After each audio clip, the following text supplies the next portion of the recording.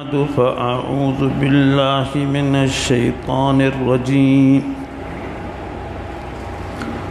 بسم الله الرحمن الرحيم. الرحمن على العرش استوى له ما في السماوات وما في الأرض وما بينهما وما تحت الثرى وَإِن تَجْهَرْ بِالْقَوْلِ فَإِنَّهُ يَعْلَمُ السِّرَّ وَأَخْفَى اللَّهُ لَا إِلَهَ إِلَّا هُوَ لَهُ الْأَسْمَاءُ الْحُسْنَى. اللہ رب العالمین انن آیتن میں پنجے صفات کمال جو ذکر پہ فرمائے. ایکڑی اللہ کی صفت ہے خالق، خلق الارض والسماوات العلا. ایکڑی اللہ کی صفت ہے الرحمن. دنیا میں جیکی کچھ آئے سو اللہ تعالیٰ کی صفت رحمت جو مظہر آئے.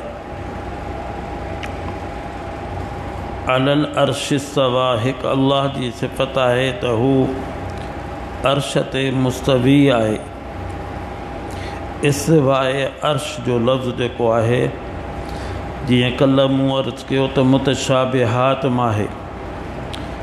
قرآن کریم جو ایہو بے اعجاز ہے جو ان میں اڑا الفاظ بھی استعمال تھیل ہیں جن کے اج تائیں چھا تا قیامت ان جی ماہیت حقیقت کے انسان نہ تو سمجھی سکے.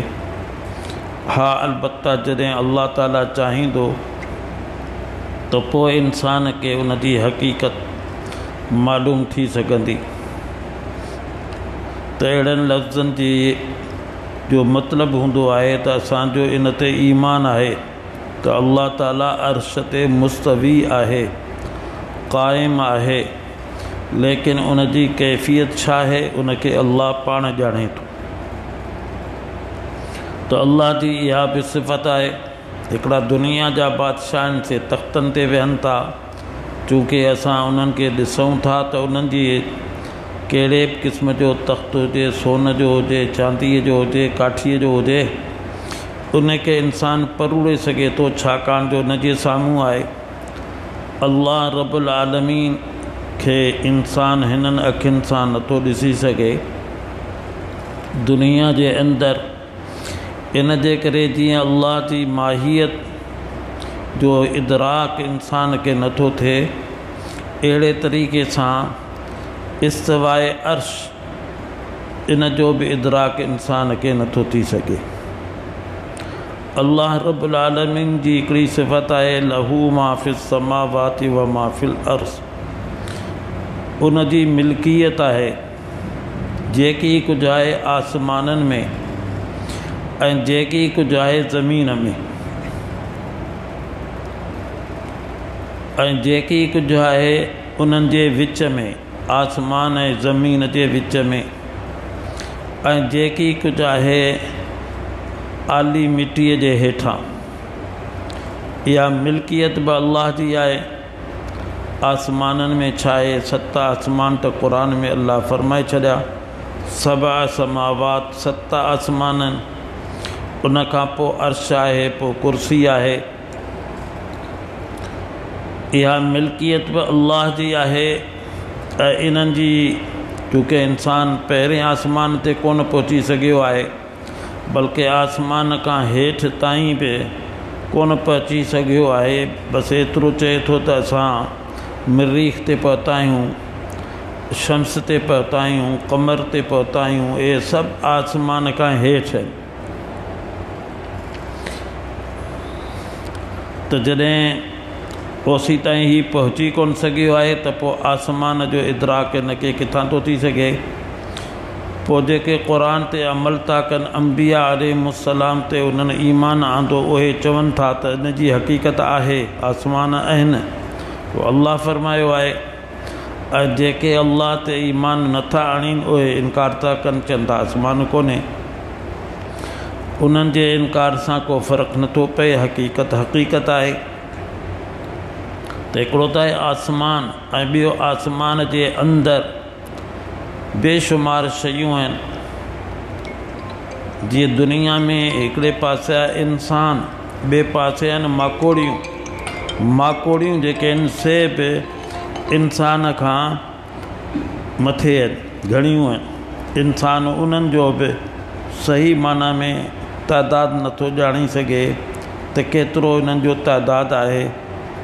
चइजाए कि ॿियूं जेके कीड़ियूं, ॿिया जेके जानवर आहिनि सना थुल्हा, उन्हनि जो तइदादु हिनखे छा ख़बर हूंदी, उहो ई इंसान खां वधीक आहे। वमा फिल अर्ज़, जेकी कुझु ज़मीन में आहे। असीं समुंड ॾिसूं था, पहाड़ ॾिसूं था, के नंढा पहाड़नि के वॾा पहाड़नि, वरी उन्हनि पहाड़नि जे अंदरि मादनियात आहे, न मालूम छा छा ज़ख़ीरा आहिनि। उन्हनि जो अॼु ताईं पूरो इदराक इंसान खे कोन थी सघियो आहे। इहे सभु अल्लाह जी मिल्कियत आहिनि। लाम मिल्कियत जे लाइ ईंदो आहे। वमा बैनहुमा, ऐं जेकी कुझु इन्हनि जे विच में आहे। फ़िज़ा आहे, बिज़ा आहे, पखी आहिनि जेके असांखे नज़र था अचनि। ॿियूं बि बेशुमार शयूं आहिनि, सिॼ चंड तारा, इहे सभु आसमान ऐं ज़मीन जे विच में आहिनि। बेशुमार तारा आहिनि, को नथो चई सघे अॼु ताईं हेतिरी तहक़ीक़ जे बावजूदु त हेतिरा तारा आहिनि। इंसाननि जे बारे में त चवनि था त 7 अरब आहिनि, 8 अरब आहिनि, लेकिन ॿुधाईं त तारा घणा आहिनि, नज़र त अचनि था तारा, त ॾिसूं था, उन्हनि जो तइदादु कंहिंखे मालूम कोन्हे। सिॼ चंड तारो, इहे सभु शयूं आहिनि। 7 बुर्ज आहिनि, ॿियूं शयूं बेशुमार शयूं आहिनि। इहे अल्लाह जी मिल्कियत आहिनि, जिन ते अल्लाह ताला की क़दुरु कंहिं दर्जे में ज़र्रे बराबरि इंसान खे अगरि इल्मु ॾिनो आहे त पोइ इंसान वटि उनजो इल्मु आहे। वमा तहत सरा, ऐं जेकी कुझु आहे आली मिटीअ जे हेठां, उहो बि इंसान खे ख़बर कान पइजी सघी आहे। मुफ़स्सिरीन, जदीद मुफ़स्सिरीन फरमायो त क़रीब ज़माने खे चई सघिजे थो त 100 सालनि खां घटि 50 साल अॻु जी ॻाल्हि आहे त इन्हनि कोशिशि कई त असीं हेठि वञूं, ऐं जीअं बोर थो कजे ताकी पाणी निकिरे, ईअं ज़मीन में बोर करियूं त केसीं ताईं था पहुची सघूं। त वॾी कोशिशि खां पोइ 6 मेलनि ताईं ही पहुची सघिया। उन खां पोइ अहिड़े क़िस्म जो ज़मीन ते ग़िलाफ़ अची वियो जो हिननि जूं जेके बि मशीनरी आहे, जेके ॾिसो पहाड़नि खे बिल्कुलु साफ़ु करियो था छॾीनि, मिटी करियो था छॾीनि। सऊदीअ में सभु पहाड़ आहिनि, अॼु ज़मीन थी आहे। ॿियनि पासे बि आहे, पर हू अहिड़े क़िस्म जो सख़्तु पथर हुआ जो हिननि जूं मशीनूं उन्हनि खे गहण खां, उन्हनि खे ख़तमु करण खां क़ासिर थी वई। त उन खां हेठि छा आहे इहो उन्हनि खे ख़बर कान्हे। इहा बि कंहिं ज़माने में वरी क़रीब चइजे 40 साल खनि इन्हनि कोशिशि कई। इन कोशिश जी ही जे दौरान में इन्हनि खे मुख़्तलिफ़ क़िस्मनि जा आवाज़ ॿुधण में आया, दाहूं, कूकूं, फ़रियाद। कोशिशि कई त छा जा आवाज़ आहिनि। तमामु जेके कननि खे फाड़े छॾीनि, पोइ कननि जी हिफ़ाज़त जे लाइ त अहिड़े क़िस्म जा आलात आहिनि जेके रखी करे माण्हू गरे खां गरी शइ खे ॿुधे थो। जंहिंजी समात कमज़ोर हूंदी आहे त डॉक्टर बि अहिड़ियूं मशीनूं रखंदा आहिनि, पोइ चवंदा आहिनि हाणे तोखे ॿुधण में अचे थो, ॿुधण में अचे थो। त बहरहाल अहिड़े क़िस्म जूं मशीनरी आहे। पोइ उन्हनि खे सम्झ में कोन आयो, पोइ इन्हनि कोशिशि कई, इहो महसूसु कयो त ही दाहूं आहिनि, कूकूं आहिनि, घटायूं त पोइ इन्हनि खे अहसासु थियो त ही इंसाननि जूं कूकूं ऐं दाऊं आहिनि। काफ़िर बसा औक़ात मुस्लमान खां वधीक इल्म इलाही अल्लाह जे इल्म जो इदराक रखे थो त पोइ उन्हनि जो ज़हन इन पासे वियो त ही जेको इस्लाम में अज़ाब क़ब्र आहे त भई क़ब्र में अज़ाब थिए थो, ही इंसाननि जूं मर्दनि जूं ऐं औरतुनि जूं दाहूं आहिनि। ऐं चुनाचे पोइ वरी उन जे आवाज़ खे घटाए उन्हनि खे ट्रेप कयूं। उहो ट्रेप बि हिकिड़ो अरसो ताईं उहे कैसेटूं पे हलियूं, माण्हुनि ॿुधियूं। ख़ुदि उन जेको असल वॾो सियासतदान हो, साइंसदान हो, त उहो मुस्लमान बि थियो, पोइ उनखे उन्हनि क़त्ल करे छॾियो। वल्लाहु आलम। बहरहाल इहा हिकिड़ी हक़ीक़त आहे। अल्लाह फरमायो वमा तहत सरा, चीकी मिटी आली मिटीअ जे हेठां छा आहे, जेकी कुझु आहे अल्लाह जी मिल्कियत आहे। इंसान खे केतिरो उनजो इदराक आहे जेतिरो अल्लाह चाहे थो।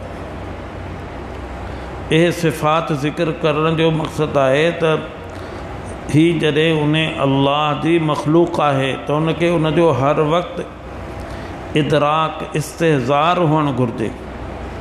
ऐं अल्लाह जी सिफ़ात जो जेतिरो इंसान इदराक करे थो, एहसास करे थो, इस्तेहज़ार करे थो, त पोइ बेशुमार गुनाहनि खां ई बचियो थो वञे।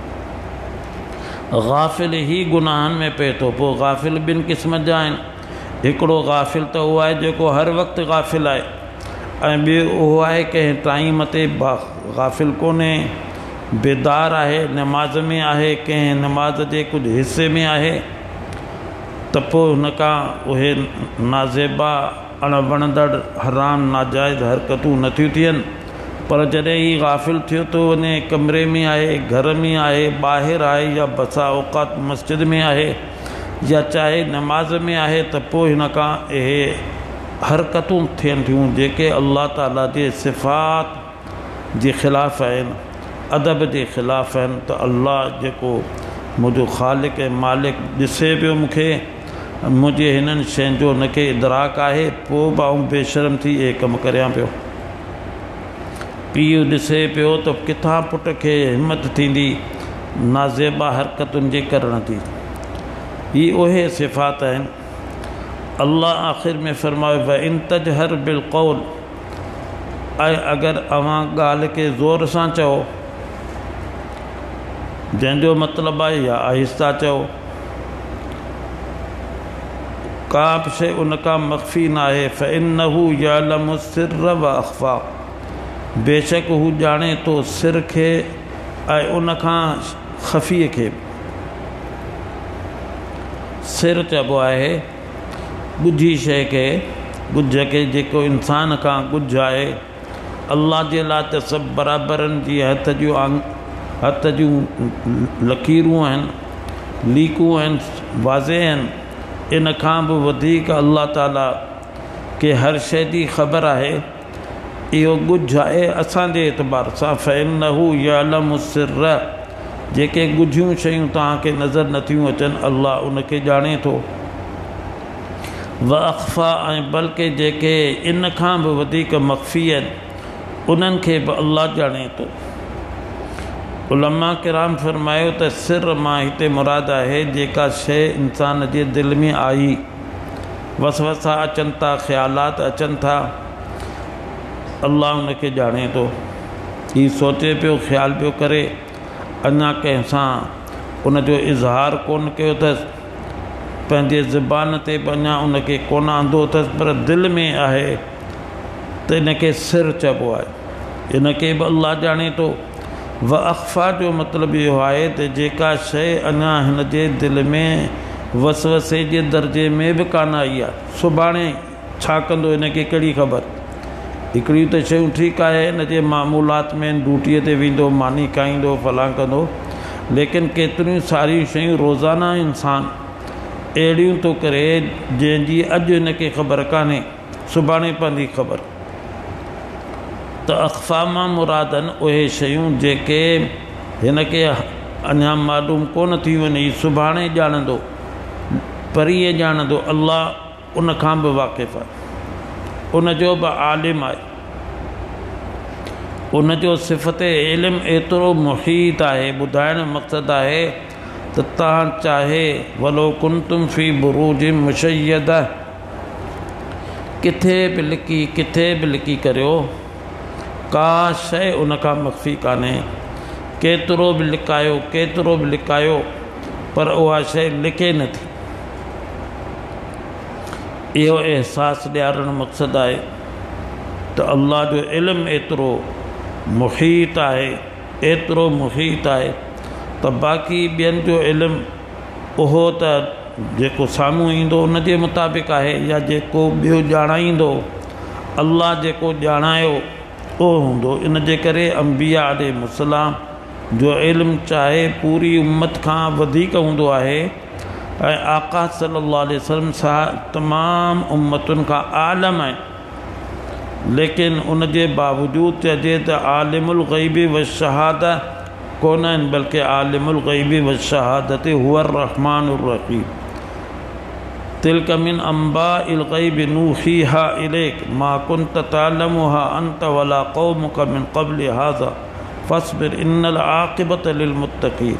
जेके अल्लाह फरमाए तव्हांखे ॼाणायूं था ग़ैब जूं ॻाल्हियूं, इहे अव्हांखे मालूम आहिनि, ऐं ॿियूं बेशुमार आहिनि जेके असीं नथा चाहियूं त तव्हांखे कोन थियूं मालूम थियनि।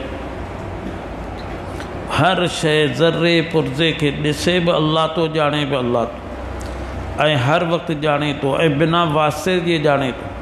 असीं त कंहिंजे या कंहिंखां ॿुधंदासूं, या कंहिं किताब में पढ़ंदासूं, या को फ़रिश्तो इल्क़ा करे अल्लाह ताला जे तरफ़ां इल्हाम थिए पोइ शइ मालूम थींदी, या कंहिं मशीनरीअ जे ज़रिए सां, दूरबीन जे ज़रिए सां का शइ ॾिसूं, या का हल्की आहे लेकिन कंहिं मशीन जे ज़रिए सां उनखे ॿुधूं। अल्लाह इन्हनि वास्तनि जो मुहताज कोन्हे, इन्हनि वास्तनि बिना ई हर शइ खे ॼाणे थो।